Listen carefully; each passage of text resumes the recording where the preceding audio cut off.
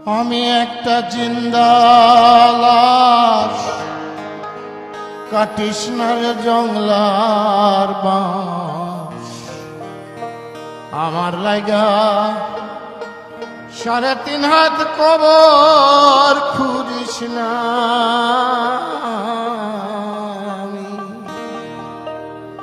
পীড়িতের নলে পড়া,